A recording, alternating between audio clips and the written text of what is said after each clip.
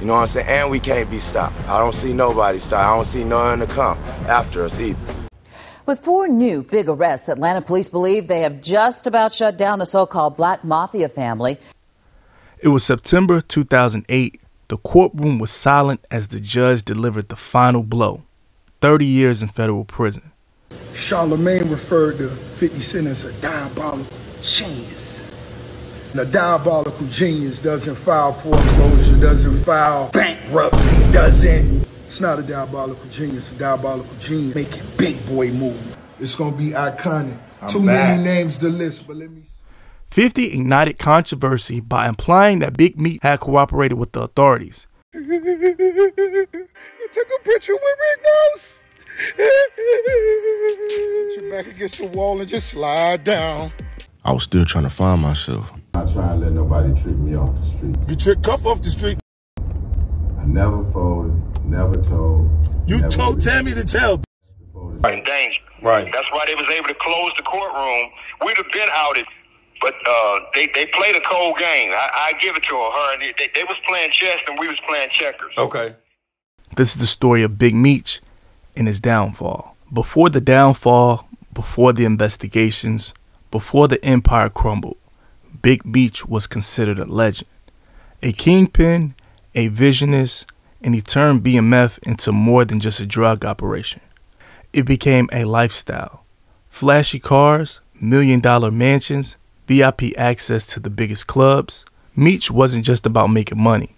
He was shaping the culture. Everybody is from somewhere else different. You don't get nothing like this nowhere. Everybody move like brothers, and everything start with the leader. I'm a good leader, so I got good people that follow. You know what I'm saying? It's simple. If you can only be like the nigga that's running your crew. If you got a robbing ass boss, then you're gonna be a robbing ass crew. If you got a real boss who know how to sacrifice and take the bad along with the good and show his crew know how to be men, then this what you get. Everybody shining like new money. Rappers idolized him, some even just wanting to stand next to him. The streets worshipped him. His influence reached far beyond the dope game. His name rang out in hip-hop like a rap verse coming to life. But all empires, the rise is only half the story, because what goes up must come down. With 4 new big arrests, Atlanta police believe they have just about shut down the so-called Black Mafia family. And as our Julia Harding reports, these suspects were hiding out in one of the city's most popular areas. U.S. Marshals say this man, one of Atlanta Police Department's top 10 most wanted, and a member of an organized crime family, is now behind bars. U.S. Marshals tell me they arrested 37-year-old Ernest Dennis and 40-year-old Jonathan Manigo here outside a Buckhead hotel. Both men, they say, are members of the so-called Black Mafia family, or BMF. Anyone tied to BMF typically has an extensive criminal history, so we consider them to be very violent. Investigators say the organization BMF is heavily involved in drug trafficking and has been in Atlanta at least since 2004. At that time, federal agents seized this limo with secret compartments that had almost $1 million hidden inside.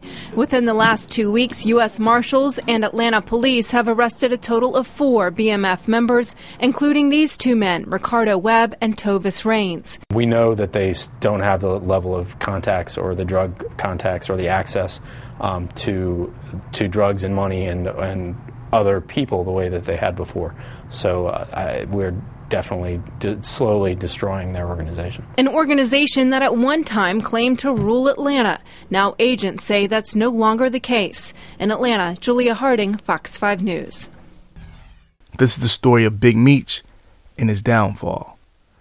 It was September 2008. The courtroom was silent as the judge delivered the final blow. 30 years in federal prison. Demetrius Big Meech Flannery, the co-founder of Black Mafia family, stood before the court, his once mighty empire reduced to legal documents and testimony. The man who once controlled a multi-million-dollar drug operation and rubbed shoulders with rap's elite was sent to a federal penitentiary. From private jets and Bentleys to a 6x8 cell, Meech would spend the next 15 years behind these walls. But even in prison, the BMF leader never faded. He stayed connected to the culture, influencing hip-hop from the inside. During his first time in the federal prison system, Big Meech was moved between multiple institutions. These transfers, often routine, were dictated by security classifications, institutional needs, and inmate behavior. Each facility had its own set of rules, politics, and challenges, requiring you to adapt and have resilience from everyone serving time. Originally, Meech was held at the Federal Correctional Institution of Sheridan, Oregon, but even behind bars, his legend didn't fade. It evolved. His influences stretched beyond prison walls as his name remained embedded in hip-hop culture. Rappers continued shouting him out. BMF-affiliated artists kept his vision alive and on the streets. His legacy still commanded respect. Inside, he maintained his stature, navigating the prison with the same calculated mindset that built his empire. Despite his circumstances, Meech remained a symbol of power, proof that even in confinement, the aura of a kingpin doesn't just disappear. After years passed, the world outside changed. The streets he had once ruled became a memory, and the people who once stood behind him moved on. But Meech never stopped fighting for his release. Then in 2024, after years of appeals and a shift in the federal sentencing policy, the news finally came. The Federal Bureau of Prisons announced Big Meech transferred to the FCI Coleman Low in the Woodward community. He was under house arrest that was overseen by the BOP's Miami Residential Reentry Management Office. Oh my God. Now you gotta get your weight up.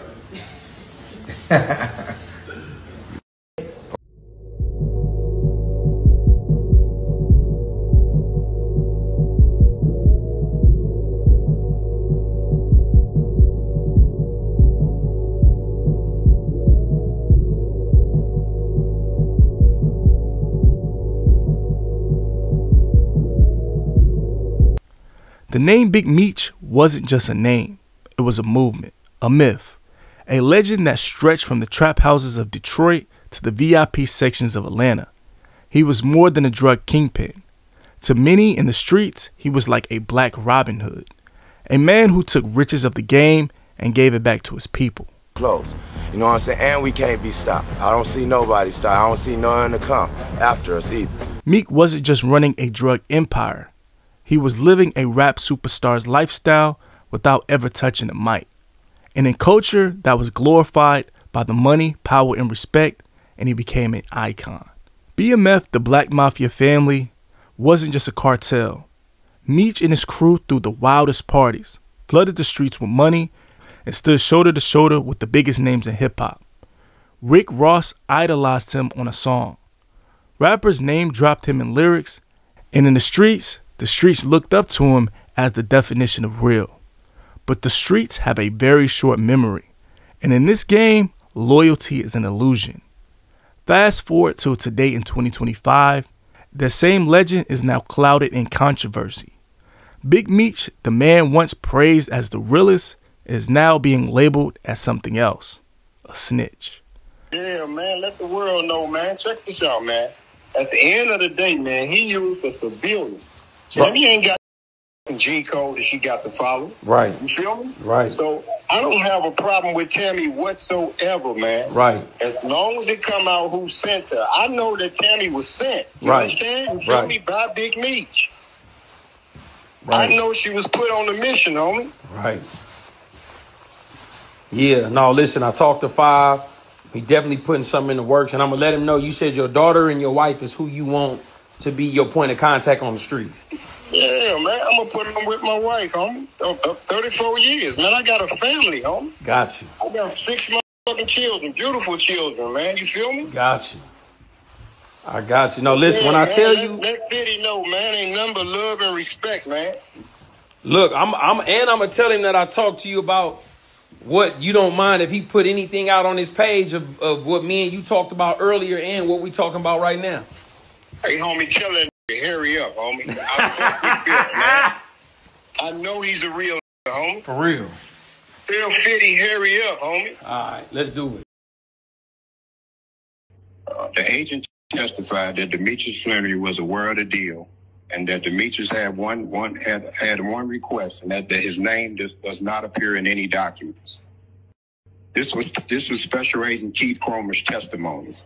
CS1 testified, Tammy Collins, that Demetrius Flannery was aware. She signed him to be a government informant to give Demetrius Flannery a time cut.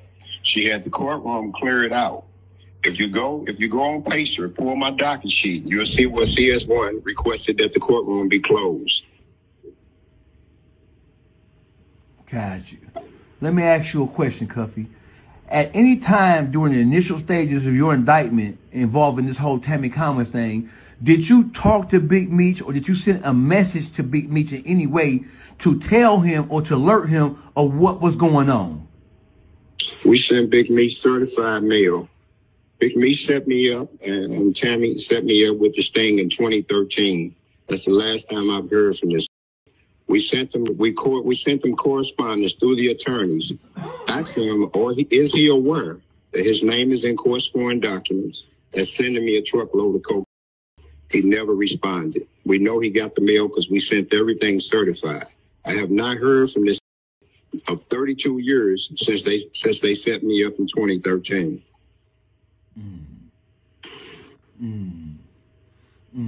So what in the is all these? So right now, some of the most well-known members of BMF, like J-Bo, for example, J-Bo, he is strangely, suspiciously silent about all these facts that are coming out. I believe J-Bo is from St. Louis, isn't he? He is. Okay. He is. What's your relationship with him? You know, I never knew J-Bo. He was cool with my little brother, Magic or Wani. He passed on the first BMF indictment. He passed in USP Atlanta from an asthma attack. Got you. So I never knew J-Bo. He was always one of the little homies. But that's a hell of a question, man. When he got home, I think around 2018, I personally told him what the nigga did to me. Right. And the exact words were, man, you sure, huh? You sure, big homie? I said, listen, man, I'm telling you the nigga bad news, homie. This is what I'm telling you, man. So the nigga parted with me with these words with that, you know, I got to holler at the homie, man. He got to explain this shit. My words to him were, how can you explain this shit, homie? How can you explain this shit? So I never came out until 2018, right, until I got black and white. See, I never knew this nigga rolled.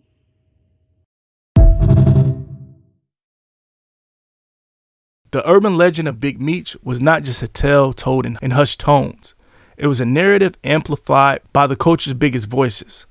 One of a voice of Curtis 50 Cent Jackson, a titan in the rap music industry and a driving force behind the BMF television show that followed Big Meech's empire.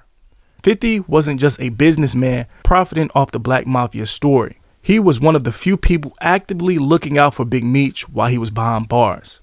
And he didn't do it by sending commissary money or making empty promises.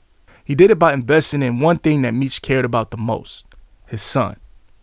While his father, Big Meech, was serving a 30-year federal sentence, little Meech was left to navigate the world without his guidance. But 50 Cent saw something in him, potential and an uncanny resemblance of his father. And instead of casting a seasoned actor to play Big Meech in the series, 50 made a bold decision. He would turn Meech's son into an actor, not just for the role, but for his own future. 50 Cent paid out his own pocket to enroll Lil Meech in acting classes for 2 years, pushing him to train, learn, perfect his craft. He wasn't going to let that Lil Meech step into his father's shoes without being fully prepared, and in doing so, he kept him off of the streets, away from the same path that led his father down the federal prison cell. It's still a surreal moment to me. Like, when I first met 50, I was still trying to find myself. My dad was calling me from jail every day. He was like, man, what you gonna do? I'm like, I don't know. I always knew I wanted to be my own person. So I met 50. 50 put me in acting classes for 2 years in LA. Invested in me, paid for the acting classes. I had to go every day, 2 times a day, 5 days a week. In the morning, in the afternoon, come back home, study again, do the same thing the next day. Wow, a ball player. Yeah, but I put in the work though. After a year and a half, and I got comfortable and I knew I was ready. I had to audition in front of Stars, and Stars okayed it. Don't be walking around with this shit by yourself. I'm walking around with you. I'm only walking around with you that on. If I ain't with you, I don't want it. This shit come with the Draco. This shit come with the Draco. Come with the Draco. Still, this shit come with the Draco. What you think about it, though, Fire? How I feel? Feel good. Wait, get the strap. After the TV show came out in 2021, Lil Meech became a rising star in hip-hop. He carried the weight of his father's name, but for now, he had a future of his own. But for a while, it seemed like 50 Cent had done what no one else had. He kept Big Meech's legacy alive without sacrificing the next generation. With Big Meech finally home, everything seemed like it was lining up for history to be made. 50 had already laid the foundation. He put Lil Meech in position, turned the BMF series into a cultural phenomenon, and kept the legacy alive while Meech was locked away. The stage was set. With the real Big Meech back in the picture after being released, the empire could have been rebuilt. Not in the streets, but in Hollywood, in business, in power. The world expected a smooth transition for Meech. He was going to step into the executive role, Lil Meech taking his place as a star, and 50 Cent orchestrating the entire operation like a mastermind. But something changed. Instead of Meech stepping into a new chapter, whispers of division started to spread. The connection that once seemed unbreakable between 50, Lil Meech, and Big Meech was suddenly in question. And what started off as a partnership built on loyalty quickly became something else. It all started with one single photograph, an image that sent shockwaves throughout social.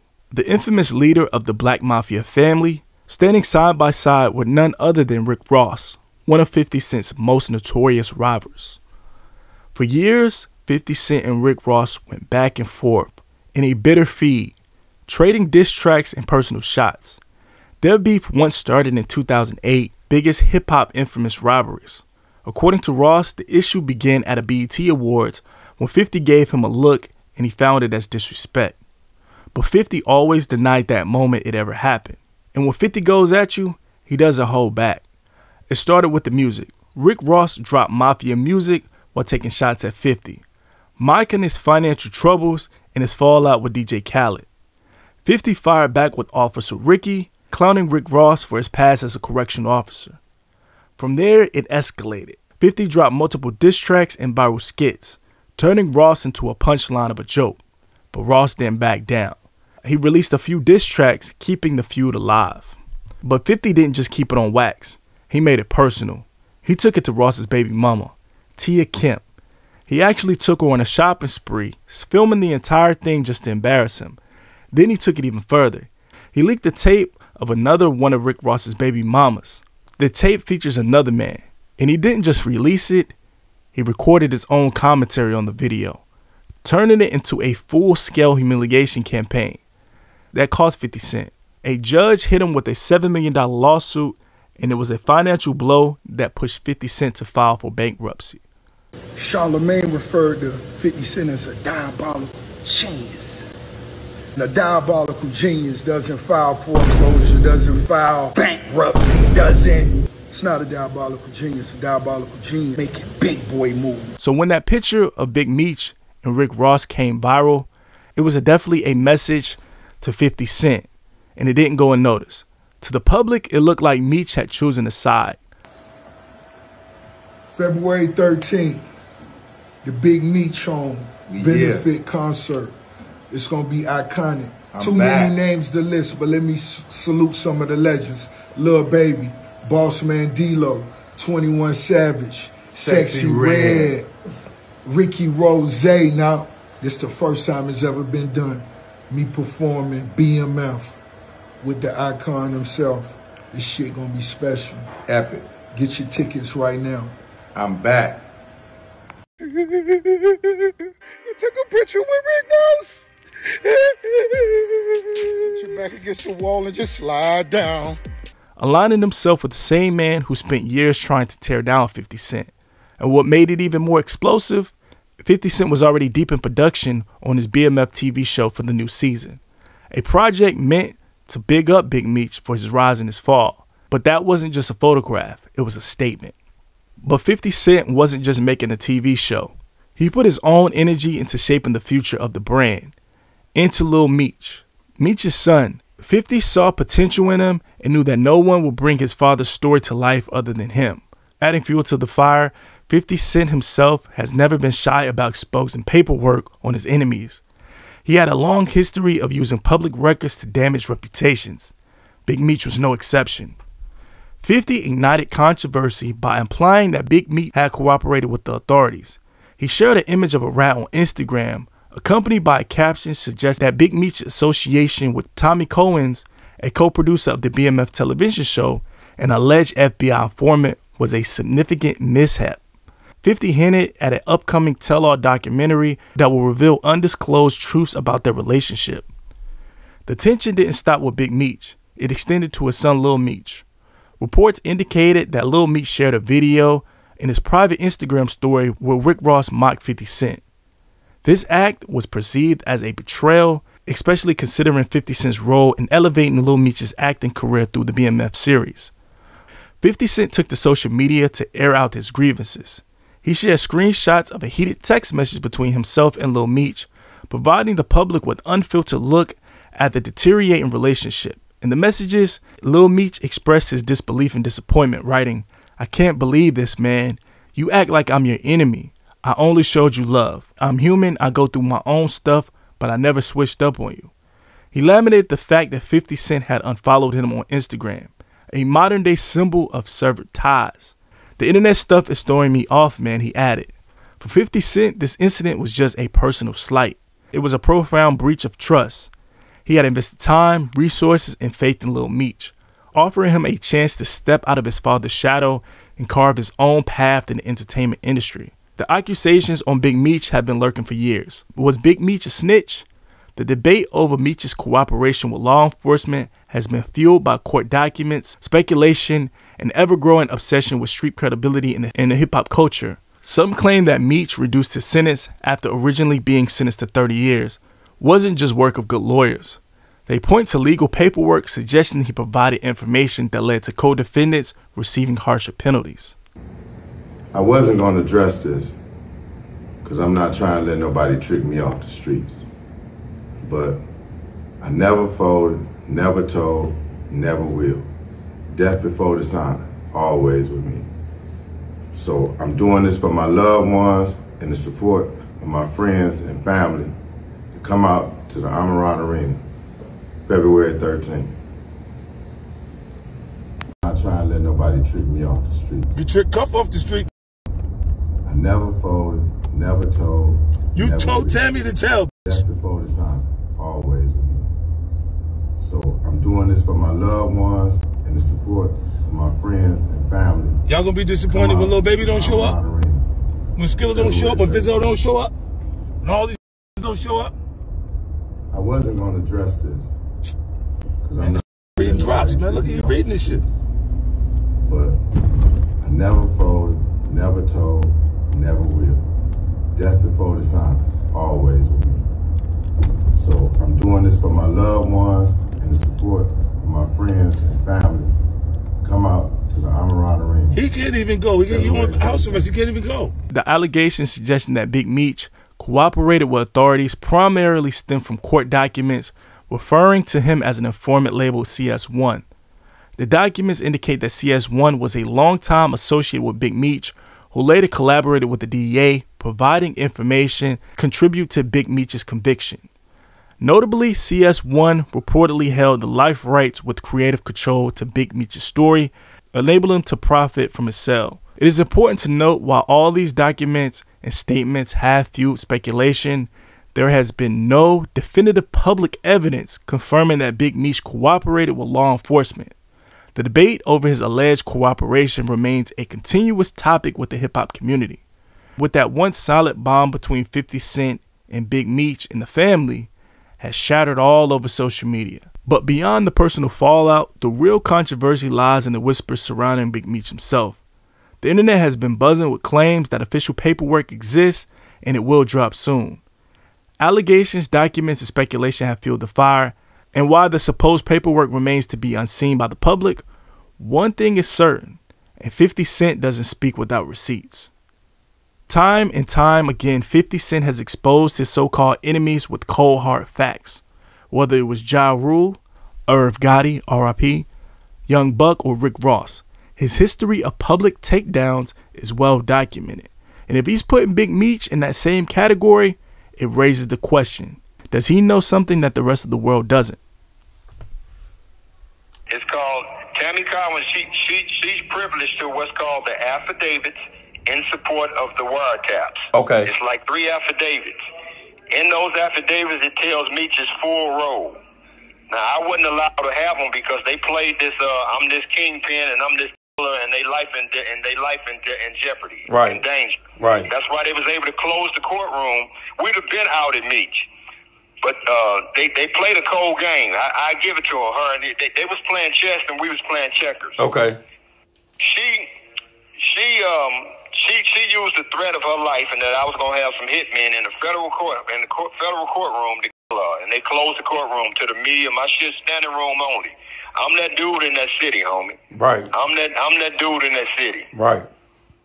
So that's why it ain't been came out. But the affidavits in support of the wiretap, she has them. So okay, so she can get them for sure. If she got them. Okay. She got them. The only person they barred from having the documents was me. Okay. Okay. So you the only one that don't got the information. Right. Gotcha. Everybody else, it's called discovery. Everybody else got the packet. Okay.